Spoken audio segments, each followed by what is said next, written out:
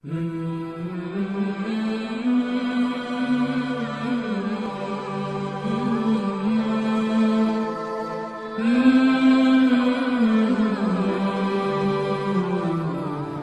عليكم ورحمة الله تعالى وبركاته. إن الحمد لله ونحمده ونستعينه ونستغفره ونؤمن به ونتوكل عليه ونعوذ بالله من شرور أنفسنا ومن سيئات أعمالنا. من يهدي الله فلا مضل له ومن يهدي الله فلا هادي له. ونشهد أن لا إله إلا الله وحده لا شريك له ونشهد أن محمدا عبده ورسوله. أما بعد فقد قال الله في القرآن الكريم ولا تمشي في الأرض مرحا. وصدق رسول الكريم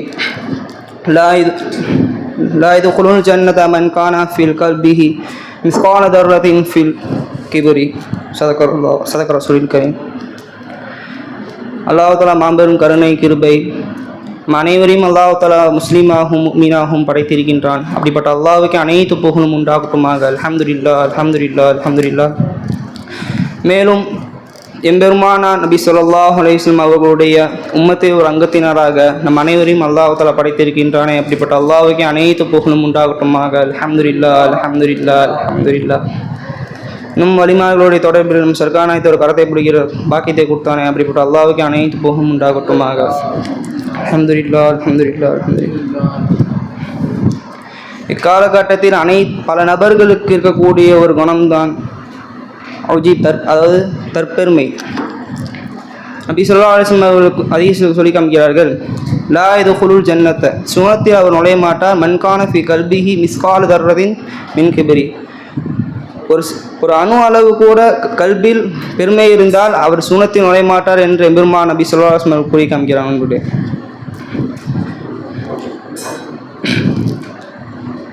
ஹதீஸில் 3 நபர்களை நரகத்தில் வீசப்படுவார்கள் என்று 3 நபர்கள் சொல்லப்படுகிறது. முதல் நபர் உலமா.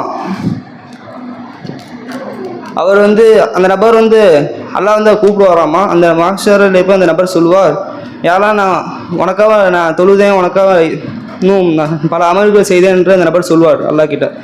அல்லாஹ் சொல்லுவான், இந்த நபரை நீங்கள் நரகத்தில் வீசுங்க என்று அந்த நபரை பார்த்து அல்லாஹ் சொல்லுவான். அப்போ அந்த நபருக்கு, ஏன் இல்லை நான் உனக்காக இதோ அமல் செஞ்சேனே, உனக்காக தொழுதேனே, இரவும் பகலும் அமல்களே கழிச்சேனே என்று அந்த நபர் சொல்லுவார். அப்போ அல்லாஹ் சொல்லுவானம்மா, நீ எனக்காக நீ எதுவுமே செய்யலை, பிற நபர் பார்ப்பதற்காகவே நீ தொழுதாய்.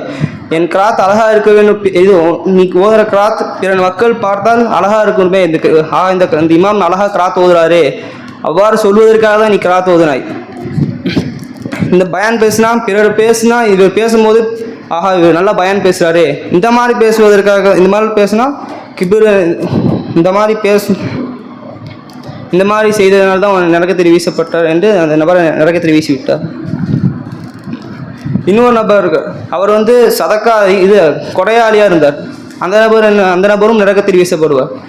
அந்த நபர் சொல்வார், எனக்காக என்ன செஞ்சேன் அப்படின்னு கேட்டான். அல்லாஹ் கேட்பான். அந்த நபர் சொல்வார், நான் உனக்காக பல தர்மங்கள் செய்தேன் ரப்பே, உன் பாதையை நான் பல தர்ம தாரங்கள் செஞ்சேன் என்று அந்த நபர் சொல்வார். அப்போ அல்லாஹ் சொல்லுவானா, நீ எனக்காக எந்த தர்மமும் செய்யலை, பிறர் பார்த்தால் இவ கொடையாளி என்று சொல்லணுமே, அதற்காக வேண்டிதான் இதோ ஒரு தர்மம் நீ செய்தாய் என்று அந்த நபர் சொல்லிட்டு அல்லாஹ் நரகத்தை வீசி விடுவான். நம்மளே மூன்றாவதாக ஒரு நபர் யாருன்னா ஷஹீதான நபர். அந்த நபரும் நரகத்தில் வீசப்படுவார். நீ என்னப்பா செஞ்சா அல்லாஹ் கேட்பான் அந்த நபர் இட்டது. அந்த நபர் அல்லாஹ் சொல்லுவான், ரப்பே நான் உனக்காக ஷஹீதானேன்னு சொல்லுவான். அப்போ அந்த அல்லாஹ் சொல்லி காமிட்டுவானா, நீ பிறர் என்னை பார்த்து வீரர் என்று சொல்லணும், அதற்காக தான் நீ சண்டை போட்டாய், அதனால் நீ ஆகவே நரகத்தில் வீசப்பட்டார் அந்த நபரும். நம்ம நல்ல அமல்கள் செய்தாலும் அதில் ஒரு கிபர் விட்டால், பெருமை விட்டால் நம்ம அந்த அமல்கள்லாம் வீணாகிவிடும் நண்பர்களே. நபி ஸல்லல்லாஹு அலைஹி வஸல்லம் சொல்கிறாங்க, மன் தவல்லா லில்லாஹி ரஃபஅஹுல்லா, யார் அல்லாஹ்வுக்காக தாழ்ந்து விடுவார்களோ அல்லாஹ் தஆலா உயர்த்தி விடுவான். வமன் தக்பர வலல்லாஹி, யார் பெருமை அளித்தாரோ அல்லாஹ்வை தாழ்த்தி விடுவான் என்று நபி ஸல்லல்லாஹு அலைஹி வஸல்லம் கூறி காட்டுகிறார்கள். நம்மளே ஒரு இறைநேசர் இருந்தார்.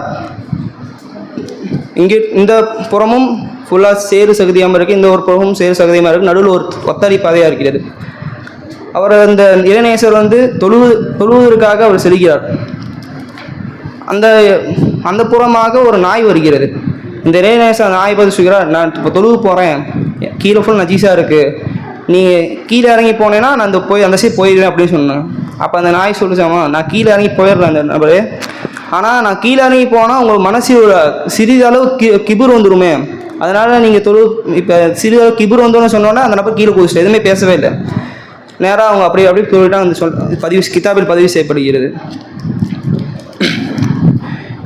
இப்ராஹிம் இப்னு அதுஹம் அவர்கள் எப்படி இருந்தார்கள் என்றால், தன் தோழரிடத்தில் வந்து கொண்டிருக்கிறார்கள்.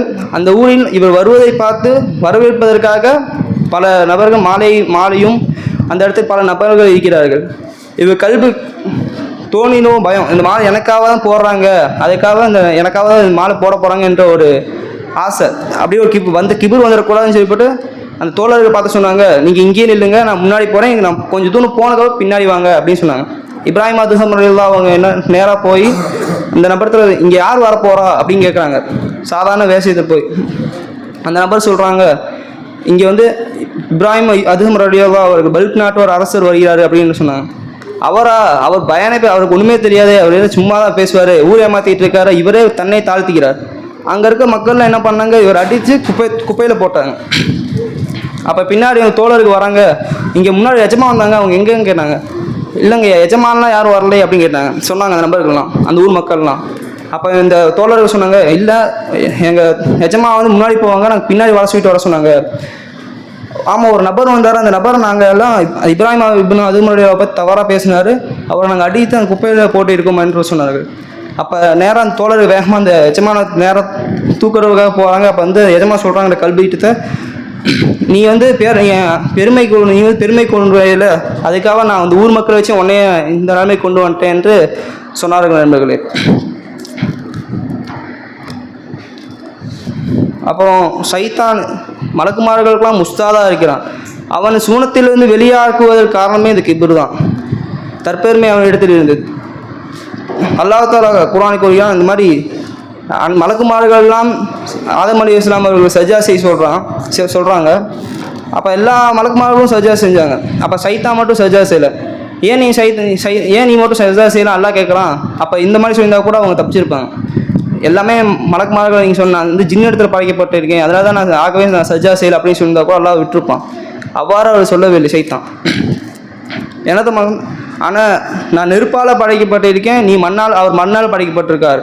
மண்ணை கையில் கீழே போட மண் கீழ் நோக்கி செல்லும், நெருப்பு பார்த்ததான் மேல் நோக்கி செல்லும் என்று அவர் கிபுர் அடித்த காரணமாக தான் அந்த சூனத்திலிருந்தும் சைத்தான் வெளியே வைக்கப்பட்டான் நண்பர்களே. ஆகவே நம்ம எந்த கிபுர் அடிக்காமல் எந்த ஒரு தற்பெருமை இல்லாமல் வாழக்கூடிய பாக்கியத்தை அல்லாஹ் தஆலா தருவானாக. வாஹிதவான அல்ஹம்துலில்லாஹி ரப்பில் ஆலமீன். அஸ்ஸலாமு அலைக்கும் வரஹ்மத்துல்லாஹி வபரகாத்துஹு.